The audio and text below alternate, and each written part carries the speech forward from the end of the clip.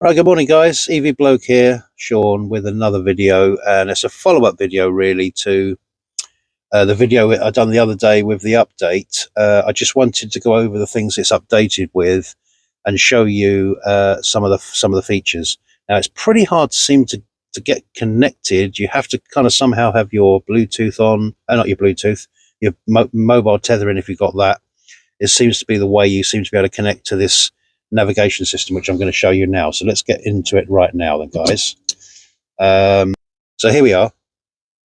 So essentially, what you've got is let's go about how we got to here.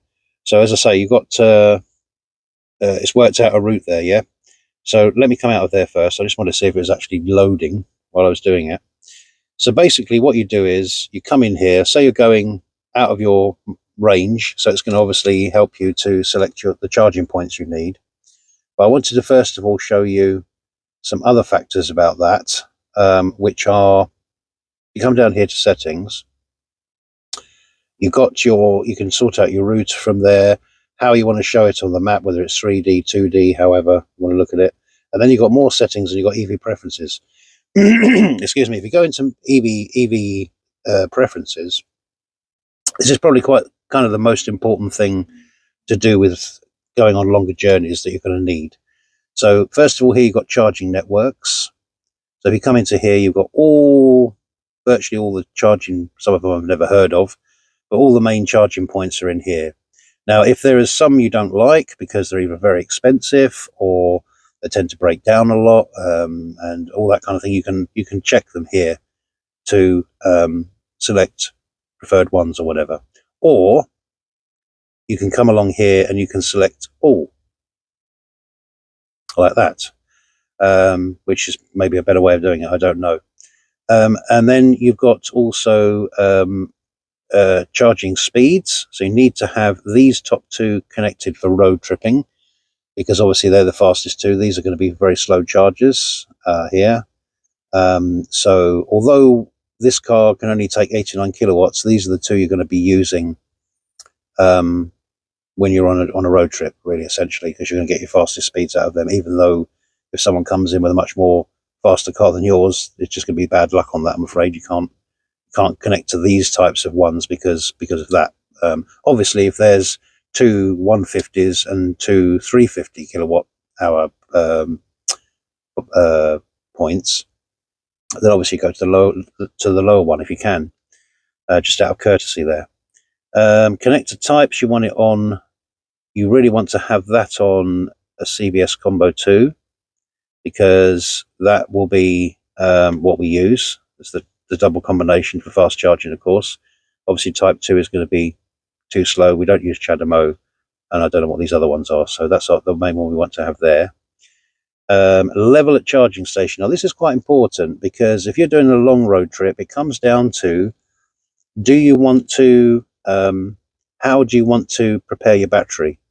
So this car's fastest curve, if you wanted to do it the fastest way you could possibly do it, the best way would probably be to do it at 30 to about 82. 82 seems to be where this drops off then to drops down from from 30 to about 64, 65. I've been noticing you get the top speed. Then it goes down to 53, 54 to about 82, and it drops down to 30 some odd.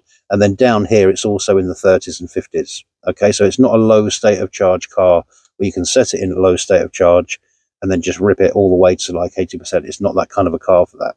But I'm just optimizing the best form of road tripping for this car. That doesn't mean to say that you want to stop so many times, because this is going to have you stopping a lot of times by doing it that way. But you're probably going to get there, or you're at least not going to be taking too long at charges. It just depends what you want. So, but let's do it from a more conservative point of view. So down to 10%, up to say 82, and let's see what that actually gives us now. This has to be switched on. This is the automatically adding charging stations. So this will automatically bring you in at the level you've set out there. So 10%, it'll try to get you to 10% as near as can be. And also, the other warning I would have about this is always have a backup plan in case those chargers are down. It seems to show, I don't know how live the data is, but it seems to show some kind of like live data of how many connectors are available at certain chargers, but I don't know. What I'm going to do is I'm going to do a road trip with this car soon to prove to sort of see how this all does in the real world. So let's just say Glasgow Airport. So we click on Glasgow Airport, and hopefully it's going to route. Yes, it's going to route us to all these different chargers here. Okay, so it's bringing us. So we got 6 stops. We got 350 miles to go, and you can do a trip summary here as well, which will give you the different ones you're going to be bringing in at. So for myself, I'm on 53% now. So if I was to leave here now, it would take me to Worcester, which is 24 miles away, and I was getting at 31%. What was getting in so high? Because I set it to 10, didn't I? That's interesting. But you can actually highlight them, and you can find a substitute. So if you don't, so if there's an issue, excuse me, if there's an issue with this charger, or see, it says 3 of 6 available, 3 of 3 on there. So it seems to be giving you some kind of live data, you know. Then it's asking you to charge to 68%, which is 21 minutes. So this is telling you to route fairly quickly. Actually, it's doing it the fast way, if you like. Then we're getting at 10% at Ionity, Stafford. 61 miles to that one, and you're going to leave at 82%. Then a Fastnet one in St Helens, another GridServe one, and so on and so on and so on. So it breaks down all of these, and then it's got you coming into Glasgow Airport at 10%, where you'd obviously then charge up again. So it's 6 charge stops, 3 hours and 15 minutes, and it reckons it's going to take 9 hours and 14 minutes. That's quite long, I've got to say. So you want to probably try and fiddle around with this, and I don't know if I haven't found a way that you can. It says remove all chargers, but it doesn't seem to show you where you can remove. What I think I'd probably do is route to a Pacific one. Then I would probably try it again and see how many you're going to get, and sort of hop that way, rather than having this full plan, which seems to show quite a lot of stops. Really, 6 is a fair bit, even though it's 355 miles, which is quite a good run, of course. So yeah, so I'm just giving that as a breakdown. So that's how that basically works. The other things to look in there is on here, you've got this one, which shows you how much range you've got. So if you want a quick reference to that, if you've got the maps on, you can get that. So you can find you've got 130, I've got 135 miles, 52%. So that's kind of how it works. And then this one will show you local chargers around you if you need one. So that's all pretty good. But the maps have been working quite well. I've been using it for a few days, so it's working too well. So you've got 2D head up is how I have it, but you can have the 3D if you want. I've got the voice guidance muted. You can unmute that if you want. Depends if you like voice or not. Traffic on them, you can select what kinds of traffic you want. I just put down heavy traffic down on there.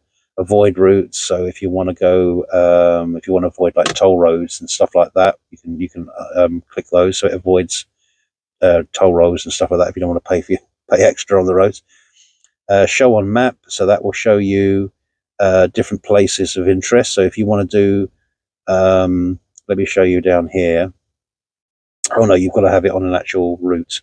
So say for instance I was doing this route, so press start. Guidance will start now. Down here I could actually put waypoints in. Of the road, turn left to Bristol Road. Okay, so I could put waypoints in on there. So if I was doing a longer trip, I could put waypoints in along my route, for like stopping off for something to eat, etc., etc., etc. If I didn't want to stop off where I'm actually, going to. So that's that one. And then, as I say, there's your more settings. Is alert preferences, so traffic cameras, all that kind of stuff. History, you can clear history or whatever, or reset navigation. And your routing and planning, so how it shows up on here, whether it zooms in more, zooms out, etc., all that kind of stuff. just like you probably find on a Google one, really. So I'm quite happy with this so far, except I've got to try out the actual routes it's picking. Is how dialed in is that really to the car? That's what we'd have to see. So that's going to be my next video where we look into that. The other quick things on here are, if we come into, let's get to vehicle, I think it is, we go into locks, you've got password to drive. And this is basically now where you're setting a password to pull off, which is really good. Someone the other day said to me, what if you've left your dog in the car and it's on, and they break in or something like that or whatever. They look to, drive off in your car or whatever, because you're leaving the car on, obviously. Put your foot on the brake and it will ask you to put in your password before you can drive off. Now it doesn't do it every time you stop, but it does once you put the park brake on, and then go to put it back in drive, you'll have to put this back on again. So when you're in, so what I'm trying to say is in slow traffic where you're stop start, if you're just using the brake hold, it's fine. It will just disconnect and you can carry on. So that's not too bad. I like that idea as well. That's pretty good. So that's the main things that I wanted to cover in this video, really. And of course, you've got your heated seats on here now. So you just click that once, it brings it on to full. If you click it again, it puts on half the heat, so a little bit of a lower heat band there. Or if you press it again, it's off. So that all works quite well. So I'm pretty happy with that. And so what I'll do now is I'm going to get a little bit of time together where I can actually take you guys out, and we'll go out together and we'll do a route. We'll go out of our range and we'll see how this. I'm not going to probably drive to Glasgow, but we'll go out of range and we'll see how we get on with this routiness to charges and see how that all plays out. So yeah, guys. So that's so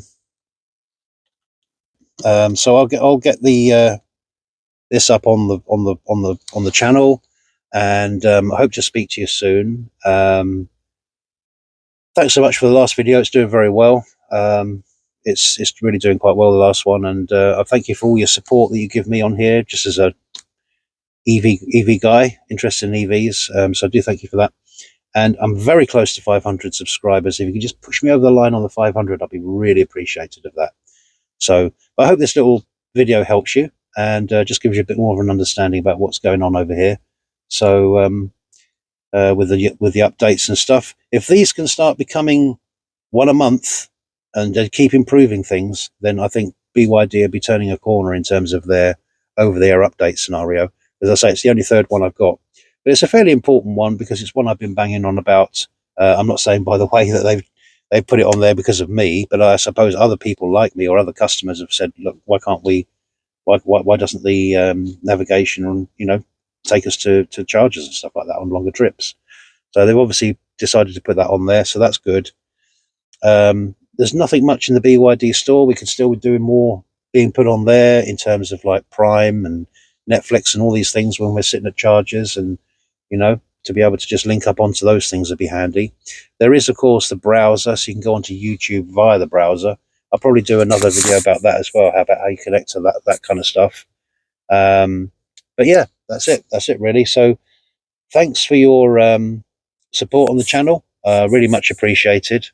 And a few things coming up. I'm going to do a long trip to pick up my son just before Christmas, so we'll have a Christmas road trip. So that'll all be coming up. So yeah, speak soon. Enjoy your day, and catch you on the next one.